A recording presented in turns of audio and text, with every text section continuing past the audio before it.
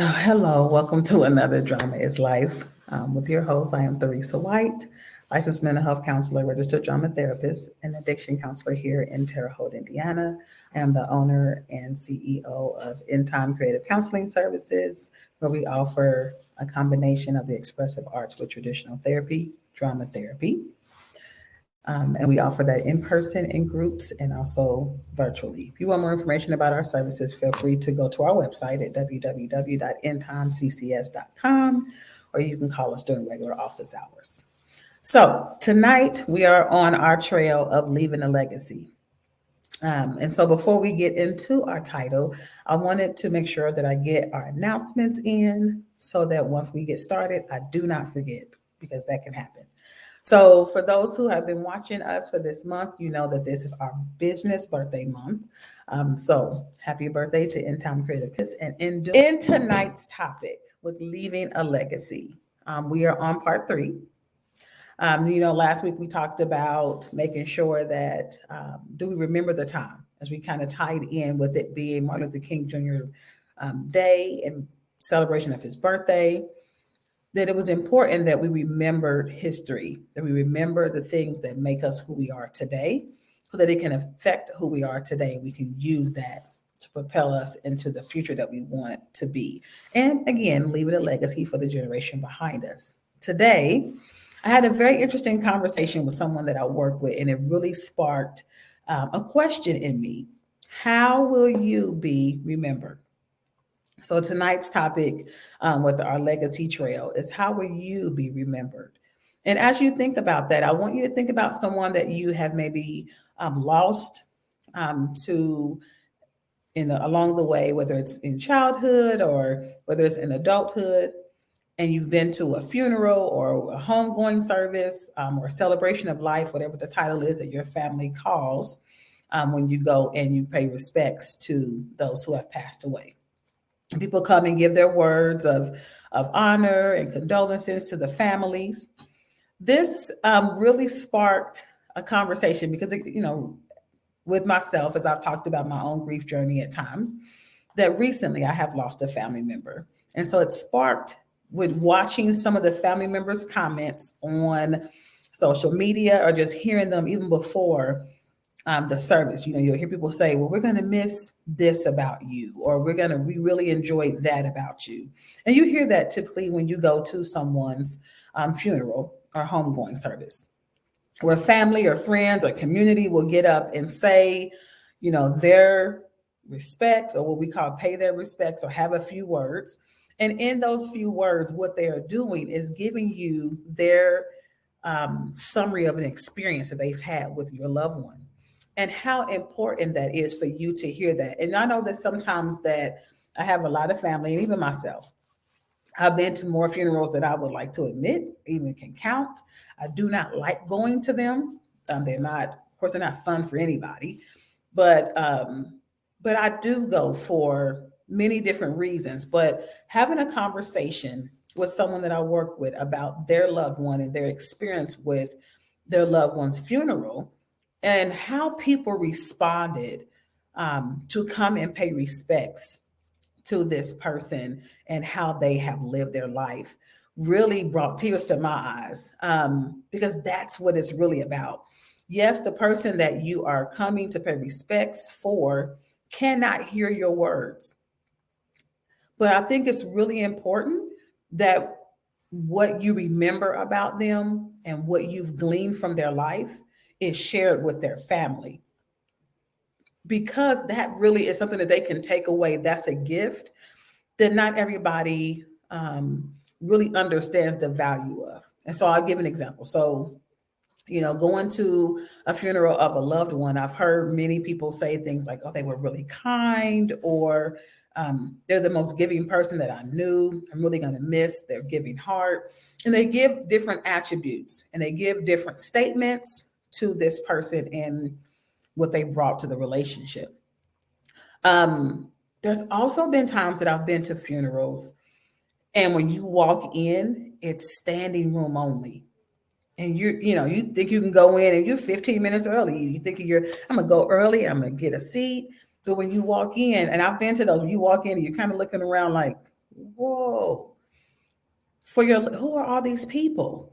Now it touches your heart because one thing that you may think about as a question is first, of course, who are all these people? But also really like, wow, who are all these people who are coming to pay respects to my loved one? And what kind of impact could my loved one have had that I had no idea about? That they lived course beyond just our relationship, that they affected this many people, that sometimes if you're not there early enough or have a reserved seat, even loved ones are standing room only. Now I say that because most people want to live a life where they are remembered.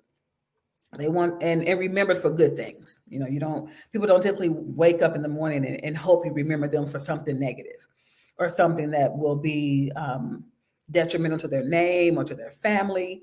And for some of you, you may remember that I've mentioned in our lives before where I have been told, and my mother left this with me.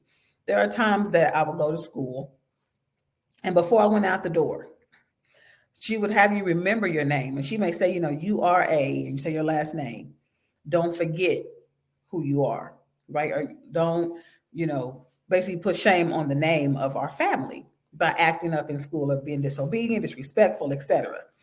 And as a child, you're kind of like, okay, right? You just didn't want to get in trouble. So you're like, okay, I'm going to make sure I'm, doing what I'm supposed to do at school.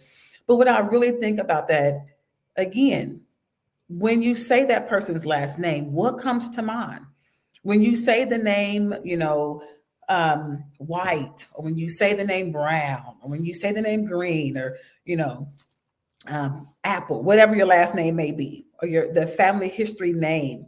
When people hear that name, do they hear that name and they remember it as a name of honor because of people in your family or because someone has left such an imprint on their life that they remember it? They remember those interactions. They remember that encounter. And I say that because there have been times that I've looked at the comments, as I mentioned, with my own family. And I was like, wow, I didn't know that they did that. Wow, I had no idea they were a part of that. I didn't know that they volunteered here or that they really did this for young people or that back when they were younger, they worked in this field. Depending on the age of their passing, people who passed away maybe at an older age have a lot more life to remember and a lot more people that they may have affected. And so I say that because the question when we talk about leaving a legacy is how will you be remembered? We all know that tomorrow's not promised. We say that statement a lot of times very loosely, but it is a reality. And a lot of times when it comes to death, it has hit people very suddenly and unaware, which can really affect the grief process, but we're not talking about that right now. We'll deal with that at a different time.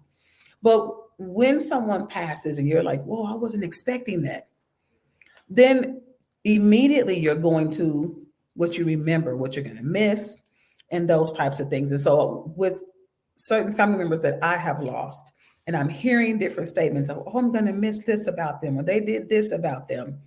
Before you even get to the funeral or the homegoing service, people are already sharing, whether they can be present or not, the effect that your loved one has had on their life. And they have left this type of legacy, this type of memory in people's lives. And it made me sit back and say, if I was to pass away today, how would I be remembered? Now, people have had all kind of comments. People will say positive things about you. People will say negative things about you. But at that moment, most of the time, people are coming to homegoing services, your funeral, etc., to say positive, honorable things about you. Unless people have just really been horrible people. I don't know if I've been to that type of funeral. But it made me wonder and say, even though, of course, you personally will not be present to hear what people are saying about you, how are you living your life so that what they say about you, your other family members can be proud of, that they can take that as a gift? As I was sharing with this person that I'm working with, that they shared that it left a huge smile and awe that they had with their experience with their loved ones, people's response to their loved one's life. and how people talked about this loved one and how they have been there for them and what kind of effect and relationship that this person had with their community. And I say that because, of course, as we talked last week with Martin Luther King Jr., and the legacy that was left. Of course, they have many people who have left huge legacies, but how often are we talking about them? How often are we sharing those legacies with our next generation? As we talk about with leaving a legacy, what are you leaving your family? What kind of name, what kind of brand? I guess I would say it that way. What kind of mark are you leaving for people to remember you?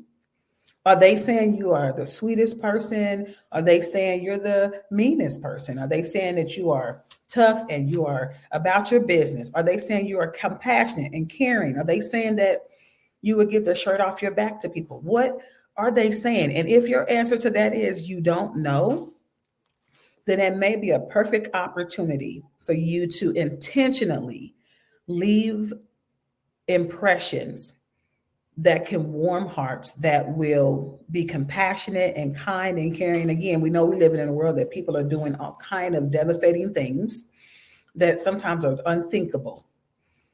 Wouldn't it be great to be able to leave an imprint on someone's life to the point that they show up at your funeral, at your homegoing, just to tell your family how great of a person you are or were to them, and how that is going to continually impact not only them, but their family and every interaction that they're going to have, just because they have one interaction or multiple with someone that they have had in their life, you.